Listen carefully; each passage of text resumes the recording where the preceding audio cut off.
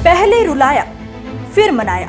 विक्रमादित्य सिंह और रोहित ठाकुर की तरह डॉक्टर राजेश शर्मा भी मान गए। सीएम सुक्खू के सियासी चालों पर एक दिन किताब लिखी जाएगी, ये बात तो पक्की है, क्योंकि देहरा के सियासी ड्रामे में भी पटकथा बिल्कुल वैसी ही थी जैसी आज से करीब 4 महीने पहले शिमला में लिखी गई थी।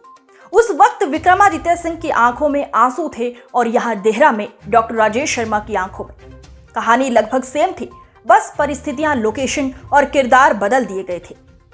विक्रमादित्य सिंह बड़े नेता थे, इसलिए उन्हें बड़े लोग मनाने पहुंचे थे और यहाँ पर डॉक्टर राजेश थे, जिन्हें सीएम, डिप्टी सीएम और प्रदेशाध्यक्ष प्रतिभा सिंह की उपस्थिति में ही मना लिया गया। आज प्रतिभा सिंह भी खास तौर से देहरा में मौजूद थी। शायद उन्होंने ही डॉक्टर राजेश शर्मा के दुख और मजबूरी को समझा होगा। खैर, आपको याद हो तो आज से कुछ माह पहले ही सुक्खू सरकार के मंत्री रोहित ठाकुर भी रोते हुए कैबिनेट की बैठक से उठकर चले गए थे। इसके बाद मुकेश अग्निहोत्री उन्हें मनाकर वापस लाए थे। इसी तरह विक्रमादित्य सिंह को भी मनाने में भी मुकेश अग्निहोत्री ने अहम भूमिका निभाई और आज देहरा में भी डॉक्टर राजेश शर्मा के मान जाने पर उनका चेहरा खिला हुआ दिखा। बहरहाल, डॉक्टर राजेश शर्मा मान गए हैं और मानते भी क्यों ना, क्योंकि ये बात तो प्रदेश के बच्चे बच्चे को पता है कि हिमाचल की सियासत में मोड़ तो कई सारे हैं, मगर सबका रास्ता सीएम हाउस की तरफ निकलता है।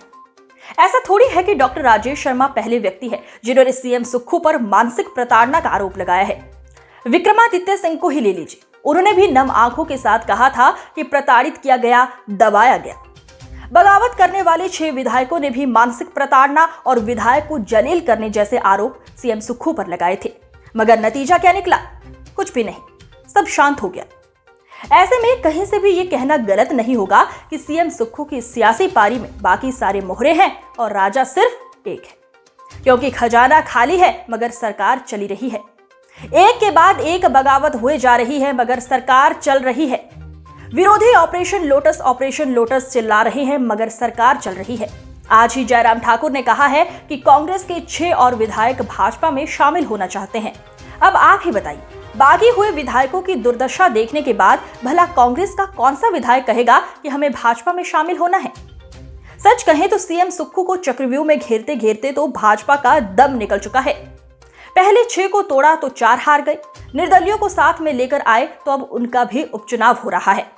और आज जयराम ठाकुर ने फिर कह दिया है कि कांग्रेस के 6 विधायक और भाजपा में आएंगे। मगर जयराम के इस बयान पर सीएम सुक्खू ने भी स्पष्ट वार्निंग दे दी है। सीएम सुक्खू ने कहा है कि जयराम को अपने 9 विधायकों की चिंता करनी चाहिए, जिनके खिलाफ विधानसभा अध्यक्ष के पास याचिका लंबित है।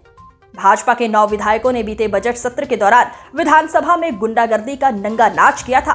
स्पीकर के सामने सदन पटल पर रखे कागजात को फाड़कर हवा में लहराया था।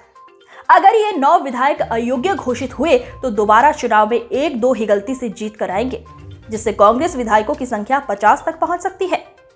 बहरहाल, हिमाचल की सियासत में अगला मोड़ कौन सा आता है, उसकी खबर लेकर आपके सामने एक बार फिर हाजिर होंगे। तब तक के लिए नमस्कार।